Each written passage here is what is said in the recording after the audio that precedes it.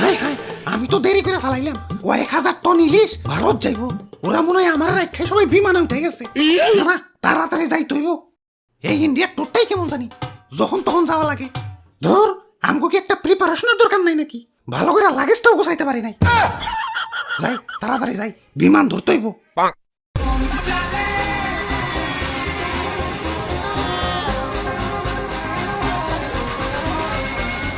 আরে ও দাদু, সোলো চালাও, আমার থুইয়া যাবার লাগছো গেলা। রে বাপুরে, ইয়া শুনমাই নাকি ইলিশ তো সব ভারত চলে যাইতাছে। হাই হাই, কও কি এখন ইলিশ যদি সব দাদা গো দেশে যাইগা, ইয়া তোমরা খাইবা কি? ইয়া লইটকা শুটকি। শুটকি মাছের গন্ধ আমি সহ্য করতে পারি না। দাদা তাড়াতাড়ি আহিন ভাই, ইলিশ বর্ডার ক্রস করার আগেই পদ্মার পার যায় আমাকে ইলিশ ভাজা খাইতে হইব।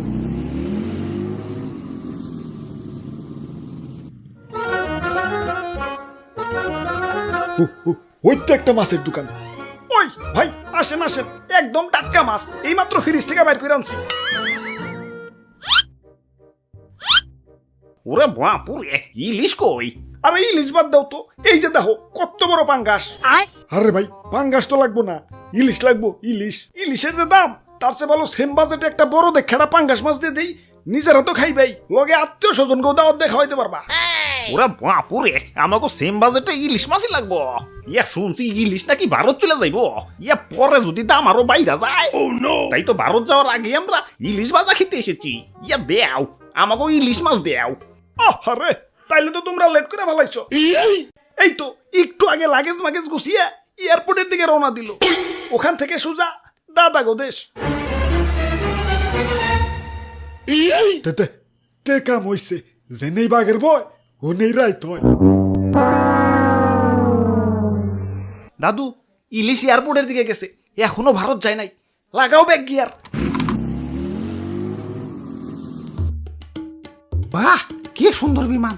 ওয়াও, খারাও একটা সেলফি তুলে ফেসবুকে আপলোড দিয়ে লই। হাই হাই, ফোনে দিয়ে এমবি নাই। খারাও বিকাশ থেকে লোড দিয়ে লই।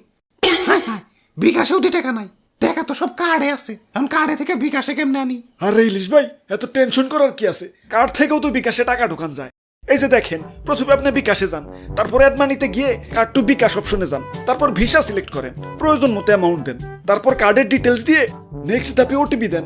ব্যাস, আপনার অ্যাড মানি হয়ে গেল। বাহ, ক্যাশব্যাকও পাইছি।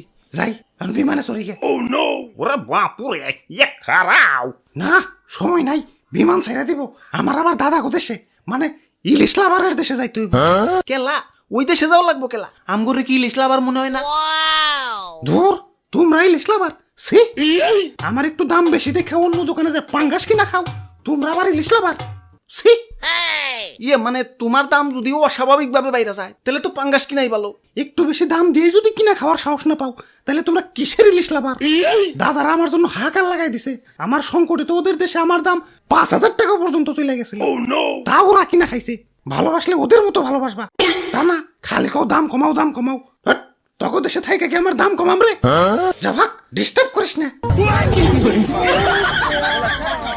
ওরে বাপুরে, ইয়া দেশে এমনি যে ইলিশের দাম, এখন ইলিশ যদি ভারত জায়গা, ইয়া দাম তো আরো বাইরে যাইব। ইয়া যেমনি হোক ওরে আটকাই তুইব।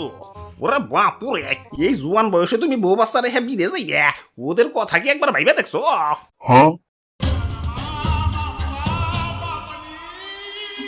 ইয়া নিজের দেশটা ভালোবাসতে হয়। ইয়া মানুষের নিজের দেশের জন্য জীবন উৎসর্গ করে দিতেছে, আর তুমি দেশ রেখে বিদেশ যাইতেছ।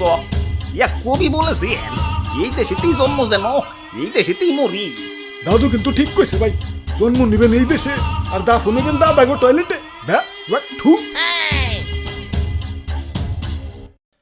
ধর, এত চিন্তা করার টাইম নাই, বিমান ছাইরে দিল।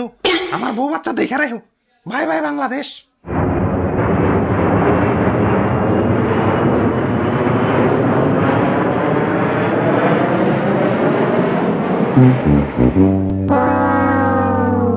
দাদু, ইলিশ তো গেল গা, এখন আমরা কি খাম তাইলে? আরে ভাই টেনশন করেন কে, বউ বাচ্চা তো রাই খেয়ে গেছে। হ্যালো ভাই, ইলিশের বউ বাচ্চা মানে ওই যে ডিমালা ইলিশটা দেওছে। ইলিশের দাম কিন্তু বাইরে গেছে। তাইলে থাক, ওই যে পাঙ্গাসটা দাও।